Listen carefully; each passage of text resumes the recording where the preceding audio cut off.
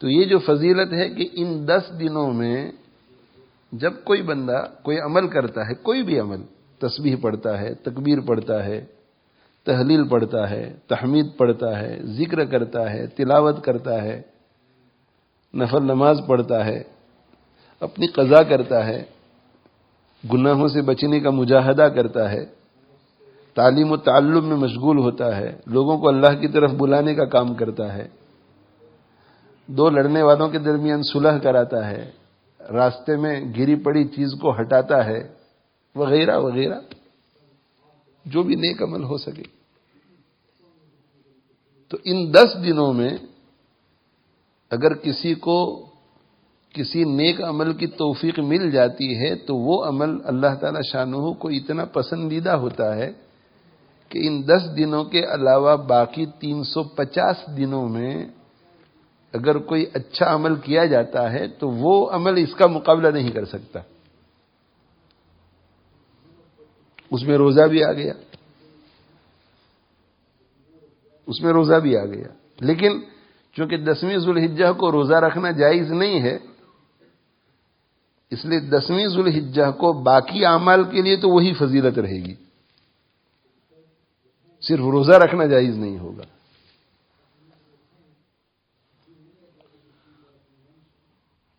تو یہ 10 دن جو ہے ذوالحجہ کے، ان میں سے 10ویں ذوالحجہ عید الاضحیٰ کے دن چونکہ روزہ رکھنا جائز نہیں ہے، اس لیے باقی 9 دنوں میں سے جس دن میں بھی اگر کوئی شخص ایک دن کا روزہ رکھتا ہے تو اللہ تعالی شانہ اسے 1 سال کے روزوں کے برابر ثواب عطا فرماتے ہیں.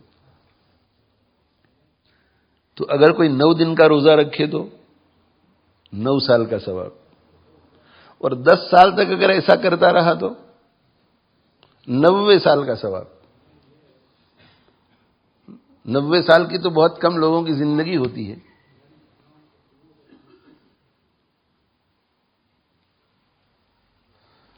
اور یہ جو 10 دن ہیں ذوالحجہ کے، ان کی جو راتیں ہیں، ان راتوں میں سے جس رات میں بھی کوئی عبادت کرتا ہے، چاہے نفل نماز میں مشغول ہو جائے، چاہے تلاوت میں مشغول ہو جائے، چاہے ذکر میں مشغول ہو جائے، چاہے دعا میں مشغول ہو جائے، تو اس کا یہ عبادت میں مشغول ہونا لیلۃ القدر میں عبادت کرنے کے برابر ہے. اللہ تعالی شانہ کی رحمت موسلا دھار بارش کی طرح برستی ہے. رمضان المبارک عطا کرتے ہیں، رمضان المبارک چلا جاتا ہے، غفلت میں چلا گیا، غفلت میں چلا گیا، شوال اور زیادہ غفلت میں، ذوالقعدہ اور زیادہ غفلت میں. یا یہ کہ رمضان المبارک تو اچھا گیا لیکن نفس اور شیطان نے غلبہ کیا اور شوال غفلت میں گزرا.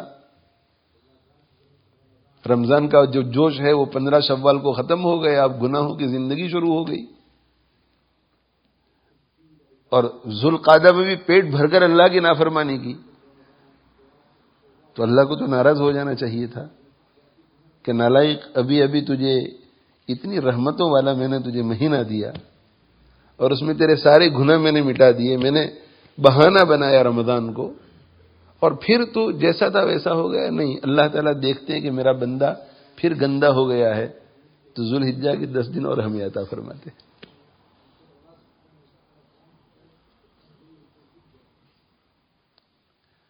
اس لیے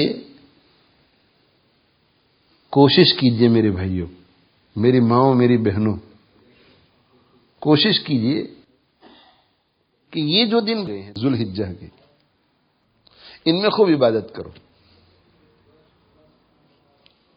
خوب عبادت کرو اور روزے بھی رکھنے کی کوشش کرو. اور جو لوگ کام کرتے ہیں، جن کے لیے کام کے ساتھ روزے رکھنا مشکل ہے، تو ہی اگر نہ چاہے تو بہانے ہزار ہیں، تو ہی اگر نہ چاہے تو بہانے ہزار ہیں.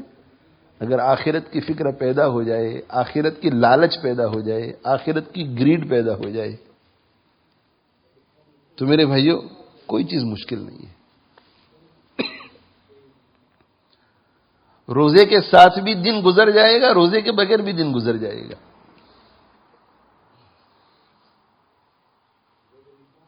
ہو رہی ہے عمر مثل برف کم، چپ کے رفتہ رفتہ دم بدم. یہ کل 9 دن 10 دن پورے ہو جائیں گے. روزہ رکھنے کی کوشش کرو. اگر کام کاج کے ساتھ مشکل ہے تو سنیچر اتوار آ رہا ہے، سنیچر کو روزہ رکھیے، اتوار کو روزہ رکھیے. اور کام کاج کے ساتھ بھی رکھ سکتے ہیں تو رکھیے. اور دن اور رات میں عبادت خوب کیجیے. اللہ تعالی شانہ کو راضی کرنے کی کوشش کیجیے. رمضان المبارک کے اخیری عشرے میں لیلۃ القدر ہوتی ہے، اسے ڈھونڈنا پڑتا ہے. اخیری عشرے میں عبادت کرنی پڑتی ہے، 9 راتیں 10 راتیں ڈھونڈنا پڑتا ہے کہ پتہ نہیں کون سی رات لیلۃ القدر کی ہوگی. یہاں تو یہ ہے کہ 10 کی 10 راتیں اگر کوئی شخص عبادت کرتا ہے تو اس کی عبادت شب قدر کی طرح ہے. اس لیے مغرب کی نماز جماعت کے ساتھ پڑھو، عشاء کی نماز جماعت کے ساتھ پڑھو، مغرب کی نماز کے بعد 2 سنت پھر 2 نفل پڑھو، 2 نفل کے ساتھ اور 2 نفل ملا کر اوابین کر لو. اور کھانے پینے سے اگر روزہ نہیں ہے تو مغرب سے پہلے ہی فارغ ہو جاؤ اور مغرب سے عشاء مسجد میں اعتکاف کی نیت سے بیٹھ جاؤ. عشاء میں جلدی آ جاؤ. اگر روزہ ہے افطار کرنے کے لیے جا رہے ہیں، مغرب عشاء کے بعد، عشاء سے پہلے جلدی آ جاؤ. سکون سے عشاء پڑھو. عشاء کے بعد بھی جتنی دیر تک ہو سکے بیٹھو مسجد میں اعتکاف کی نیت سے. تہجد کے لیے اٹھ سکے تو تہجد کے لیے اٹھو. دن میں رات میں زیادہ سے زیادہ عبادت کرو جیسے رمضان المبارک میں کرتے ہیں. اور اللہ تعالی شانہ سے دعا کرو گے، اے اللہ جیسے آپ ابھی ہمیں توفیق دے رہے ہیں، یہ 10 دن کے گزرنے کے بعد بھی ہمیں توفیق دیتے رہیے، خاص طور پہ ان کاموں کی جو ضروری ہے، فرض ہیں، واجب ہیں، حرام سے بچنا ہے، مکروہات تحریمیہ سے بچنا ہے. اور جس طرح نیک اعمال، اچھے اچھے کام کرنا یہ نیک عمل ہے، اسی طرح گناہ سے بچنا بھی نیک عمل ہے. تو ایک کام ہمیں یہ کرنا ہے کہ 9 ذوالحجہ تک، عرفہ کے دن تک جتنے روزے ہم رکھ سکیں روزے رکھنے ہیں. اور دوسرا کام یہ کرنا ہے کہ 24 گھنٹے میں جتنی عبادت ہو سکے وہ عبادت ہمیں کرنی ہے. حضرت عبداللہ ابن عمر رضی اللہ تعالی عنہما یہ ارشاد فرماتے ہیں کہ ان دنوں میں، یعنی ابن عمر رضی اللہ عنہما اللہ کے رسول صلی اللہ علیہ وسلم کی حدیث نقل کرتے ہیں کہ نبی صلی اللہ علیہ وآلہ وسلم نے یہ ارشاد فرمایا کہ ان دنوں میں جتنا عمل اللہ تعالی شانہ کو محبوب ہوتا ہے اتنا اور کسی دن میں نہیں. اس لیے عبادت بھی کرو اور بکثرت تم اس تسبیح کو بڑھو. سبحان اللہ، لا الہ الا اللہ، الحمد للہ، اللہ اکبر. سبحان اللہ والحمد للہ ولا الہ الا اللہ واللہ اکبر. یہ پڑھ لیں گے تو بھی کوئی حرج نہیں. سبحان اللہ والحمد للہ ولا الہ الا اللہ واللہ اکبر تیسرا کلمہ. لیکن اگر کسی کا حافظہ قوی ہو اور وہ نبی صلی اللہ علیہ وسلم نے جس طرح بیان فرمایا ہے اس طرح کرنا چاہے تو سبحان اللہ، لا الہ الا اللہ، الحمد للہ، اللہ اکبر، اس کو بکثرت پڑھو. تو کم سے کم دن میں ایک تسبیح ہو جائے، رات کو ایک تسبیح ہو جائے، دن میں 2 تسبیح ہو جائے، رات کو 2 تسبیح ہو جائے. اور حضرت حفصہ رضی اللہ تعالیٰ عنہ فرماتی ہیں کہ اللہ کے نبی صلی اللہ علیہ وآلہ وسلم ذوالحجہ کے پہلے 9 دن کا روزہ رکھا کرتے تھے. تو نبی صلی اللہ علیہ وآلہ وسلم کی اتباع کی نیت سے بھی یہ روزے رکھے جا سکتے ہیں. دیکھو کتنی چیزیں ہمارے سامنے آ رہی ہیں کہ ہمیں ان دنوں میں، ان راتوں میں اللہ کی عبادت خوب کرنی ہے، بڑھا دینی ہے عام دنوں سے زیادہ، اس لیے کہ یہ نیکی کمانے کا سیزن ہے. دوسری بات یہ معلوم ہوئی کہ ہمیں سبحان اللہ، لا الہ الا اللہ، الحمد للہ، اللہ اکبر بکثرت پڑھنا ہے. تیسری چیز ہمیں یہ معلوم ہوئی کہ ان 10 دنوں میں سے پہلے جو 9 دن ہیں ان 9 دنوں کے روزے رکھنے ہیں. اور نبی صلی اللہ علیہ وآلہ وسلم کی اتباع کی نیت بھی کرنی ہے، تاکہ دو عمل الگ الگ ہو جائے، ایک تو روزے کا عمل اور دوسرا اتباع نبوی کا عمل۔ پر ان دنوں میں بھی 9ویں ذوالحجہ جو ہے عرفہ کا دن،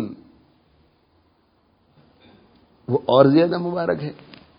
حضرت ابو قتادہ الانصاری رضی اللہ تعالی عنہ اللہ کے نبی صلی اللہ علیہ وآلہ وسلم کی حدیث نقل کرتے ہیں کہ جو شخص عرفہ کے دن روزہ رکھتا ہے، اس کے پچھلے 1 سال کے اور اگلے 1 سال کے،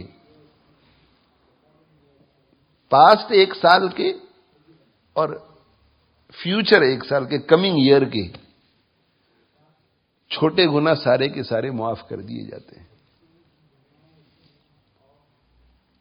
تو اگر کوئی شخص عرفہ کے دن روزہ رکھتا ہے تو نمبر 1 نبی صلی اللہ علیہ وسلم کی اتباع کا ثواب، نمبر 2 1 سال کے روزوں کا ثواب، اور نمبر 3 پچھلے 1 سال کے اور اگلے 1 سال کے گناہ معاف ہوتے ہیں۔ اس لیے ان 9 دنوں کے روزے رکھنے کی کوشش کی جائے، اور اگر 9 دن کے روزے ممکن نہ ہو تو عرفہ کا دن تو کسی کا نہ چھوٹے، عرفہ کا دن تو کسی کا نہ چھوٹے۔